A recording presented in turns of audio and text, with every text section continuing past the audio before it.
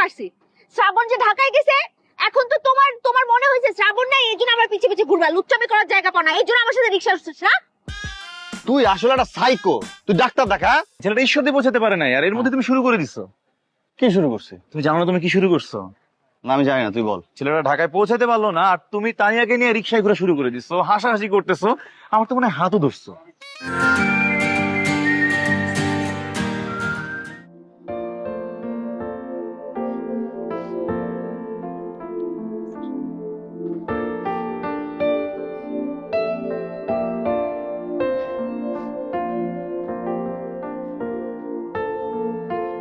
তুই কেন এখানে আসছিস? তোকে কে আসতে বলছে? আমি কেন আসছি তুই জানিস না? আসিস কেন? তোকে আমি আসতে বলছি না শ্রাবণ আসতে বলছে? কেন আসতে বলতে হবে? আমার বন্ধু চলে যাচ্ছে, আমি সিএফ করতে আসছি। তোর কি লজ্জা শরম নাই? তুই দেখতেছিস আমার শ্রাবণ ঢাকায় চলে যাচ্ছে, আমি ওকে উঠাই দেওয়ার জন্য আসছি। আমাদের একটা প্রাইভেট মোমেন্ট আছে না? লজ্জা শরম থাকলে তো তুই আসতি না। রেল স্টেশনে তোদের প্রাইভেট মুভমেন্ট? রেল স্টেশনে আমি বাদেও আরো 5,000 মানুষ আছে, ওদের সামনে তোদের প্রাইভেট মুভমেন্ট? হ্যাঁ, কি বলিস এসব উল্টা পাল্টা? তোর বলে আসতে হবে আমার।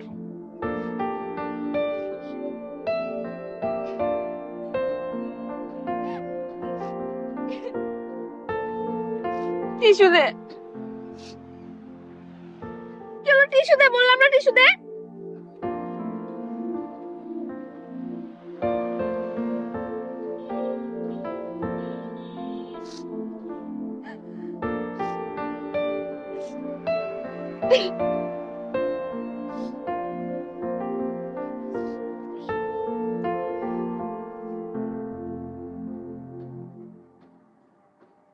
তুই ওকে টাকা দিলি কেন?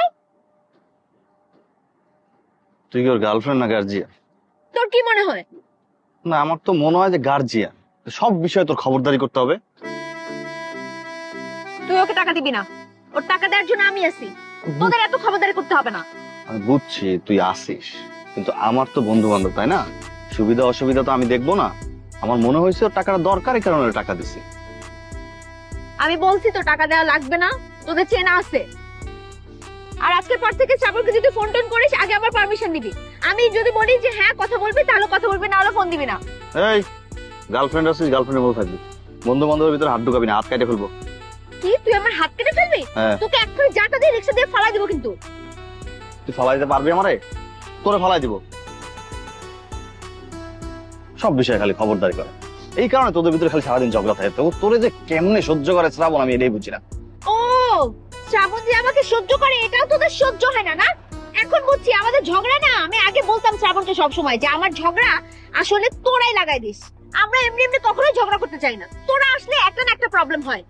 আমাদের লাগে না, তোমাদের নিজেদের ভিতরে ঝগড়ার টপিকস এর অভাব নাই, আর সাপে নেলে সম্পর্ক এখন আমাদের দোষ দিতে আসছে। তোদের দোষ দিব না, এই জন্য তো বললাম যে শ্রাবণকে ফোন দেওয়ার আগে আমার পারমিশন নিবি। বলা তো যায় না, ফোন দিয়ে আবার কি নেগেটিভ কথা বলবি, শ্রাবণ নেগেটিভ হয়ে যাবে, পরে আমার সাথে আবার ঝগড়া করবে ফোনে ফোনে। হ্যাঁ হ্যাঁ হ্যাঁ, মানে এতদিন তোমরা যত ঝগড়া করছো সব আমরা লাগাই দিয়েছি, তোমরা নিজেরা কিছু করো নাই। পাগল ছাগল।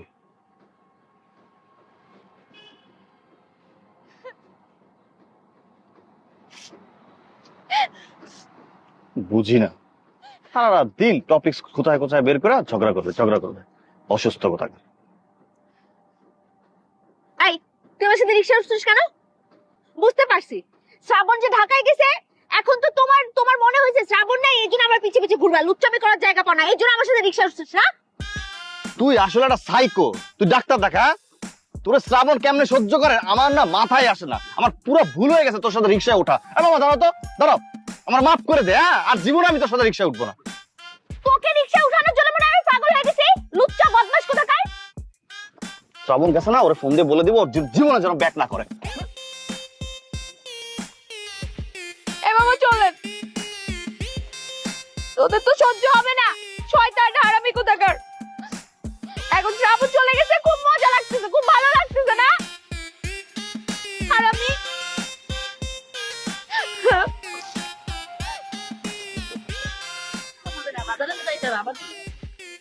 রাতুল, কি অবস্থা? আমার তো অবস্থা বলো, তোর কি অবস্থা? ভালো। আচ্ছা, কি চলে? নর্মালি যেরকম চলে এরকমই চলে, বিন্দাস। তোমার কি মনে হয় আমি কিছু বুঝি না? কি বুঝিস তুই? মানে তুমি যেটা করতেছো সেটা কি নর্মাল?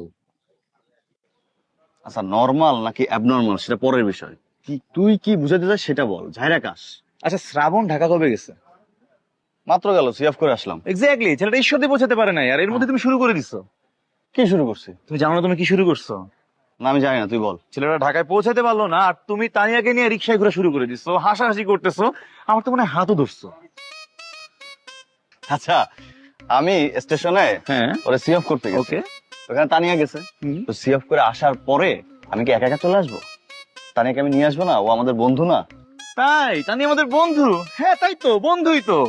বন্ধু, মোর দেন ফ্রেন্ড, ফ্রেন্ডস উইথ বেনিফিট। কে যেন এগুলো সকালে আমাকে বলছিল? কে বলছিল?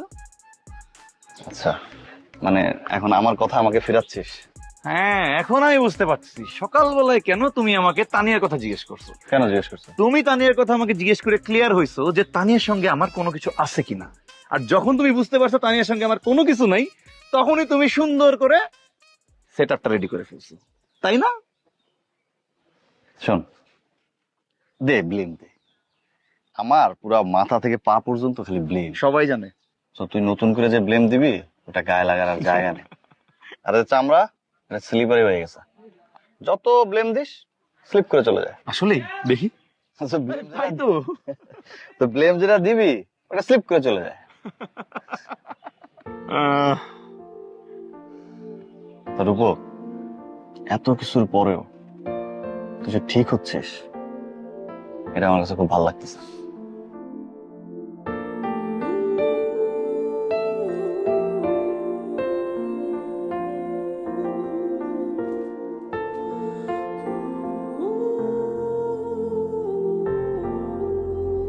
রাতুল, তোমরা যদি পাশে না থাকতা তাহলে মনে হয় না আমি নর্মাল লাইফে ব্যাক করতে পারতাম।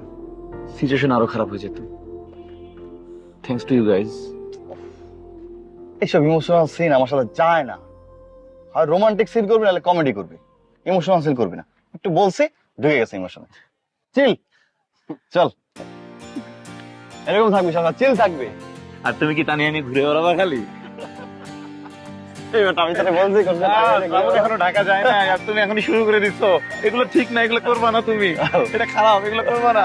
তবে ভালো, এটা ভালো। হ্যাঁ, এটা করবা।